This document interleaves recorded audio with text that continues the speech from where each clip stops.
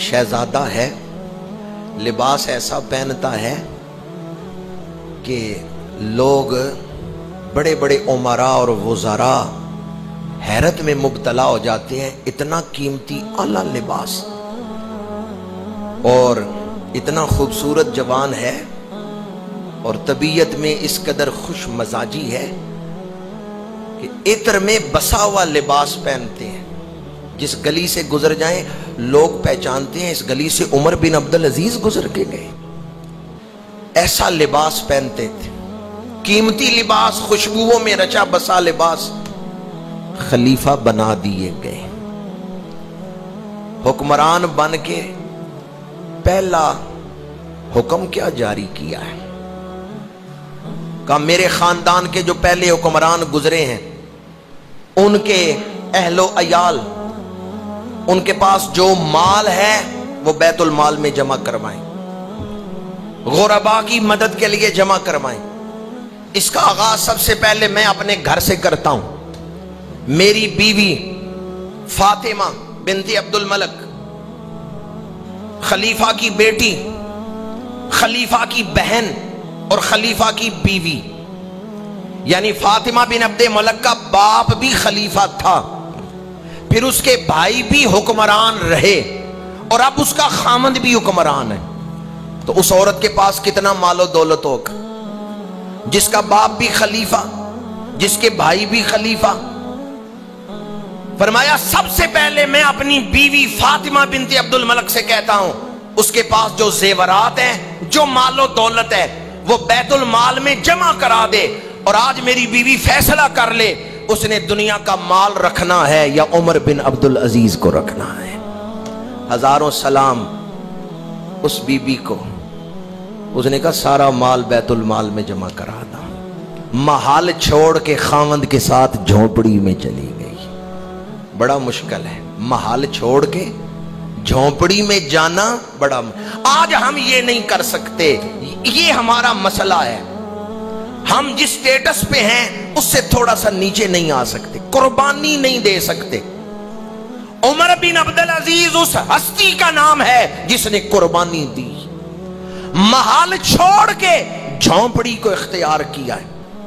قیمتی لباس چھوڑ کے وہ جوان جو اتنا قیمتی لباس پہنتا تھا کہ ایک دفعہ لباس پہنے دوبارہ نہیں پہنا، امراء وزراء رشک کی نگاہوں سے دیکھتے اتنا قیمتی لباس پہنا ہوا ہے. آج عمر بن عبدالعزیز وہ ہیں جن کے پاس صرف 2 جوڑے ہیں.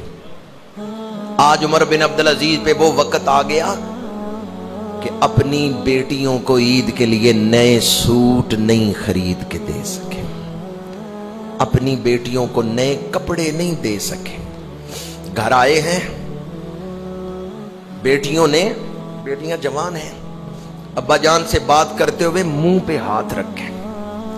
تو آپ اپنی بیٹیوں سے پوچھتے ہیں کہ مجھ سے بات کرتے ہوئے منہ پہ کیوں ہاتھ رکھ رہی ہو؟ تو عرض کرتی ہیں ابا جان گھر میں سالن کوئی نہیں تھا، ہم نے کچے لہسن کے ساتھ روٹی کھائی ہے تو اس کی بدبو آ رہی ہے منہ سے بدبو. یہ کس کی بیٹیاں ہیں؟ وقت کے حکمران کی بیٹیاں ہیں. کیا دل میں کوئی شکوہ ہے؟ کہا میری بیٹیوں، تمہارا باپ تمہیں دنیا کی نعمتیں اور اعلیٰ لباس تو نہیں دے سکا، لیکن تمہارے باپ نے تمہیں تقویٰ کے راستے پر چلایا ہے، جنت کے راستے پہ چلایا ہے. کیا میری بیٹیوں کو مجھ سے کوئی شکوہ تو نہیں؟ ان بیٹیوں نے کہا ہم فخر کرتی ہیں ہمارا باپ دھوکہ دینے والا اور لوٹنے والا نہیں ہے، ہمارا باپ متقی اور پرہیزگار ہے. ہم فخر کرتی ہیں ہم عمر بن عبدالعزیز کی بیٹیاں.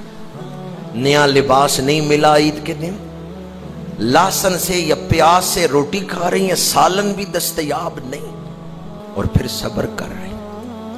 وہ عمر بن عبدالعزیز تھے جن کے دور خلافت کو مورخین نے، علماء اسلام نے کہا یہ خلافت راشدہ کی یاد ہے، خلافت راشدہ کا نمونہ ہے.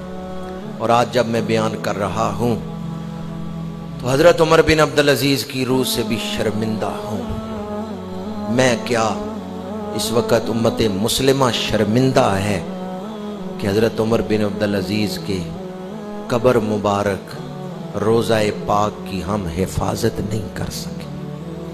ان حالات میں جبکہ دنیا ایک بہت بڑے سانحہ سے گزر رہی ہے، آپ کے مزار کی توہین کی گئی۔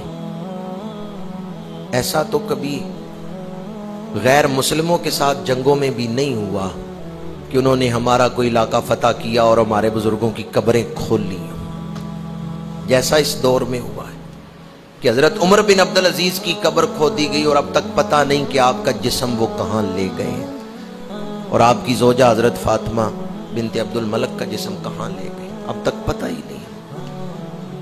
یہ اس دور کا واقعہ ہے، یہ چند دن کا واقعہ ہے۔ آج ہم شرمندہ ہیں حضرت عمر بن عبدالعزیز کی روح پاک سے کہ ہم ان کے مزار پاک کی حفاظت نہیں کر سکتے۔ یہ وقت اللہ کی بارگاہ میں دعا کرنے کا